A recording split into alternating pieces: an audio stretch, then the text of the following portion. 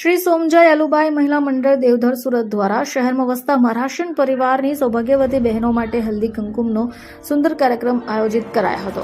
મહારાષ્ટ્રીયન સમાજમાં મકર સંક્રાંતિ પર્વમાં હલ્દી કુમકુમના કાર્યક્રમનું આધ્યાત્મિક મહત્વ હોય ત્યારે એલપી સવાણી રોડ ખાતેની અલ્પેશનગર સોસાયટી ખાતે હલ્દી કુમકુમનું આયોજન કરવામાં આવ્યું, જેમાં મોટી સંખ્યામાં સૌભાગ્યવતી સ્ત્રીઓ હાજર રહી હતી। એકબીજાના કપાળે હલ્દી અને કંકુનો તિલક કરી તલ, સાંકળી અને ગોળની પણ આપ લે કરી હતી। પોતાનું સૌભાગ્ય અખંડ રહે એ માટે પ્રાર્થના પણ કરી હતી। સમાજના લોકો સંગઠિત બને એ માટે હાકલ કરવામાં આવી રહી છે, ત્યારે ઓમ શાંતિનગર મહિલા ભજન મંડળ અમરોલી દ્વારા મંત્રમુગ્ધ કરી નાખે એવા ભજન પણ પ્રસ્તુત કરાયા હતા। નમસ્કાર, હું અમીષા સંતોષ કોંડાલકર, ગામ દેવઘર।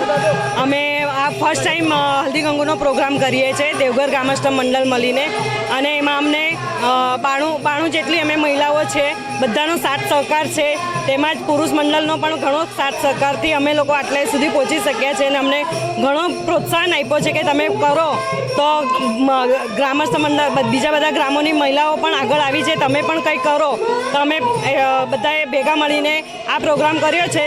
સારું પ્રોત્સાહન મળ્યું છે અમને। નમસ્કાર, મારું નામ દીપિકા ગણેશ શેડકે છે, મારું ગામ દેવઘર છે। અમે હલ્દી કુંકુનો પ્રોગ્રામ ફર્સ્ટ ટાઈમ કરીએ છીએ।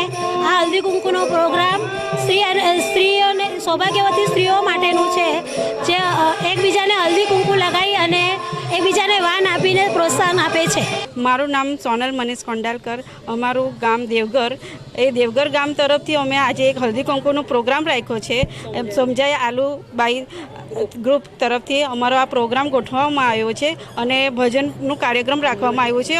એ ભજન મંડળ અમરોલીવાળા છે, અમરોલી મંડળ તરફથી ભજનનું પ્રોગ્રામ રાખવામાં આવેલું છે, અને અમારા કાર્યક્રમમાં એક જે બી આવે છે મહેમાનો તેમને એક વાન આપવામાં આવે છે, અને એ હલ્દી સૌભાગ્યનું લેણું હોય છે, અને આવી રીતે આ પ્રોગ્રામ કરવામાં આવે છે, જેનો અમે બધા સાથ સહકારથી આ प्रोग्राम उजवीए છીએ। सोमजाई आलूबाई देवघर महिला मंडळ यांनी शांतीनगर महिला मंडळ अमरोली यांना भजनासाठी आमंत्रित केले, आणि त्यासाठी गणेश सावंत डायरेक्टर यांनी आय विटनेसला आमच्यासाठी पाठवले, त्याबद्दल आम्ही त्यांचे खूप खूप आभारी आहोत। खूप खूप धन्यवाद।